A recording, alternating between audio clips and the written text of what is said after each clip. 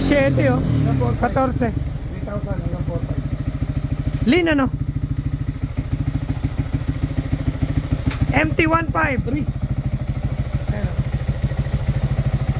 So, ayan. Normal lang naman to, minor. Para matipid sa gas. Papi, Ano, nakikinsi pa. kahit mainit malamig siya ganun siya. Ayan. So guys, normal yan. Ganyang reading sa minor. Lagi nyo tatandaan, ang minor, ganyan talaga EFR. MT-15. Oh. Okay, so magre-remap tayo ulit. Last for the road. Pangilan natin ito ngayon, boy? 6?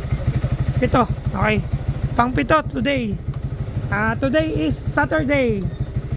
08 19 23. So ang pipe na nilagay dito pang KTM 390. Yan. Tapos na elbow. Yan, pagka ganyan alam mo na kailangan mong i-remap kasi nga nagpalit ng pipe. Kunyari stock pipe to, may nababago pa rin. Meron pa rin tayong dapat i-correct kasi hindi perfect. Okay? Yan. Sa mga vlogger na hindi daw kailangan ng remap, dami nyo. Okay. Game. Yan na. Okay, pa-reading ha.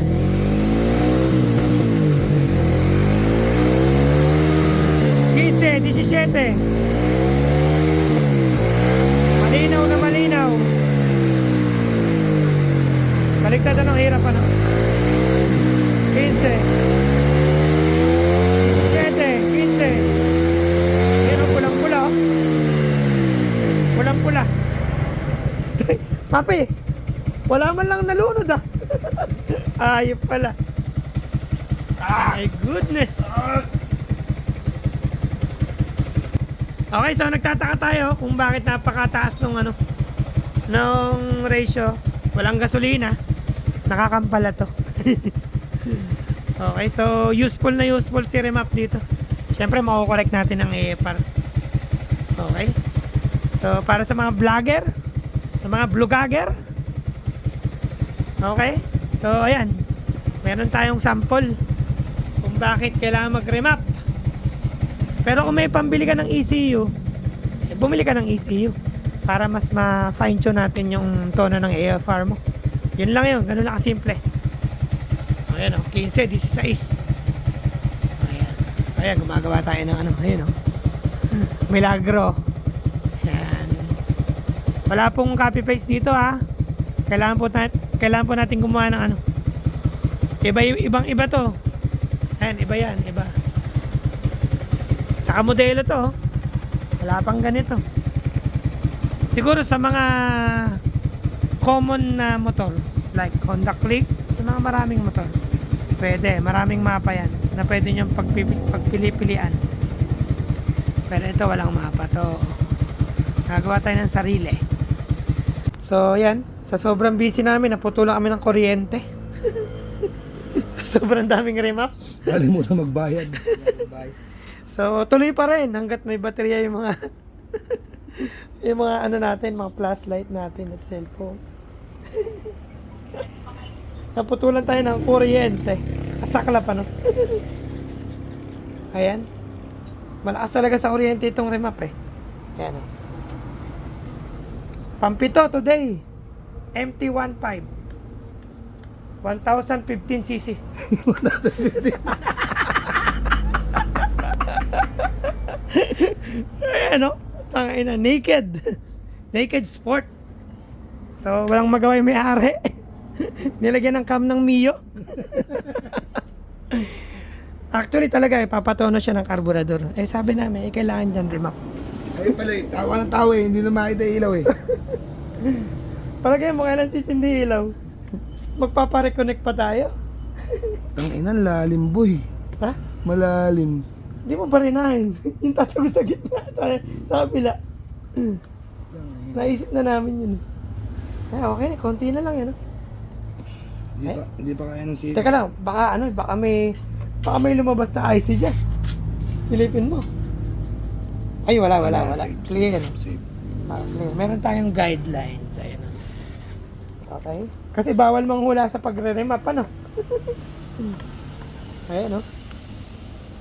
Ano pa? Parang nagugutom na. Oh, time check. Ano oras na ba nun?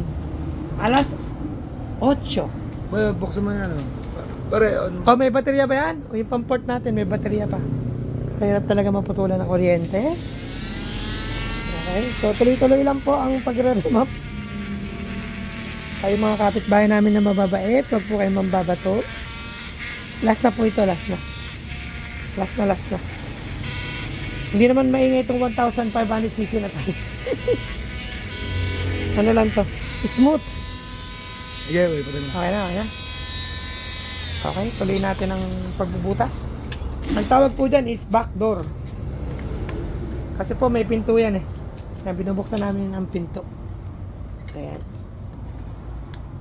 Yan. Pero kailangan po maingat sa pag bubukas ng pinto. Dahan-dahan lang.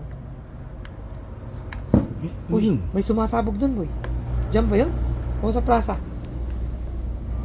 Ayun, oh. Fiesta ba? Utang ina, ano yun? Ba't ganun? Ayun, oh. Narinig mo yun? O, ginunoy ko lang yun.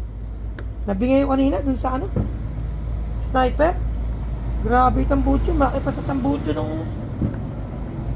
Anong truck sa labas eh? Ay! Grabe. Okay ka na ba, Baldog? Okay, cut muna natin ang video. Pagkain, titingnan muna natin kung meron tayong pagkain. At alas 8 na. Masyado ng overtime ang nangyayari. Overgutom na rin ng mga tuner at mekanikong si Baldog. Uy, nakikita ko na yung kabila. Ayan o. Kulay green. Ayan o. Okay, stop ko muna. Stay tuned guys. Babalik po kami. Ayan, time up muna. Utang